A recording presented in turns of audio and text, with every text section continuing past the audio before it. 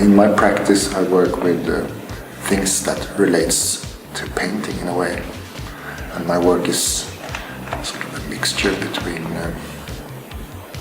It's very minimal and very maximal at the same time.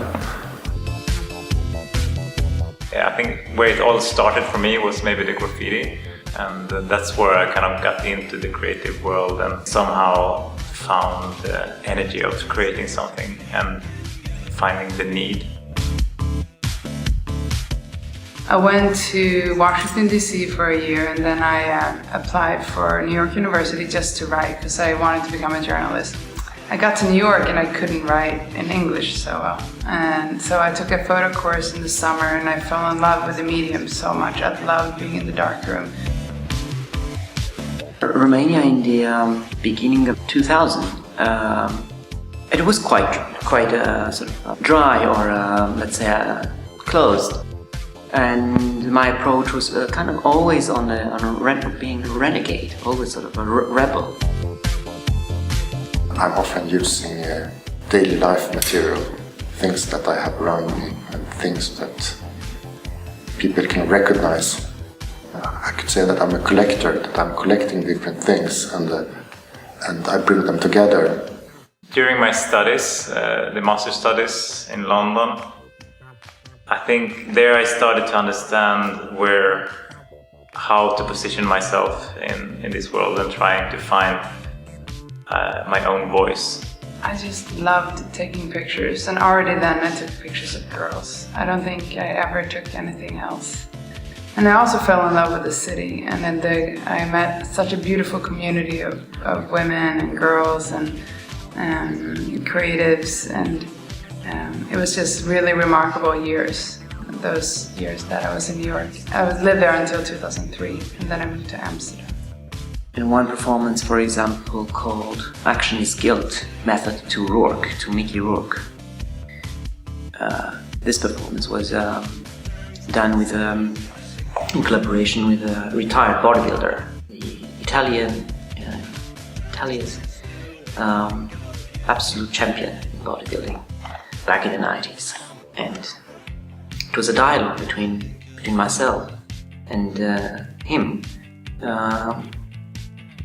With a punchline, with an end line, with an end result of a punch. One example would be my project Painter Abstract, and that's a project where I'm wearing a striped t-shirt every day, and I've done this since 15 years now, every day, every single day for 15 years. I wanted to create my own craft, my own way of working, my own identity, and during these 2 years, I started to evolve a machine. So the thread wrapping machine is a tool to join different pieces of material together. To join them together, and so the materials can become something which they are not by themselves. Two pieces of wood are joined together with a piece of plywood and a plastic tube, and it creates a self-supporting object, which maybe I can call a lamp, or some polystyrene and plastic becomes a stool. So this is a method to join different pieces together and make them into something else which they can't be by themselves. I started this magazine called Capricious. The idea of it, I think my first name for it was catalog. How boring. But then it became capricious because it was a word I couldn't say. I didn't know. I was like, what is that word? That means bratty and never satisfied. Oh, capricious. So then that became the name of the magazine. The machine was new to me as to anyone else, and there was no one that could teach me actually how to use this tool. And the only way for me to understand this machine was to start working with it as much as possible and create something. I didn't know what it could be. I started in the beginning to work maybe quite abstract.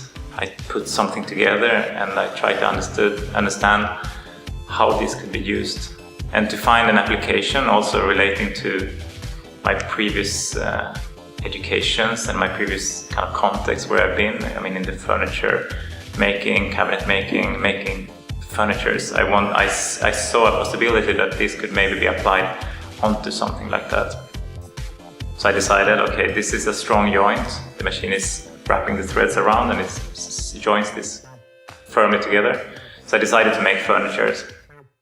So there was this play between almost as a sort of playing on this idea of the hero and what the hero can take and how much he can carry on from the surroundings, from his surroundings, from the society. So the last couple of years I worked on a horse bondage series, and I get a lot of questions about bondage. Like, you know so much about bondage. It's like I actually don't know that much about bondage.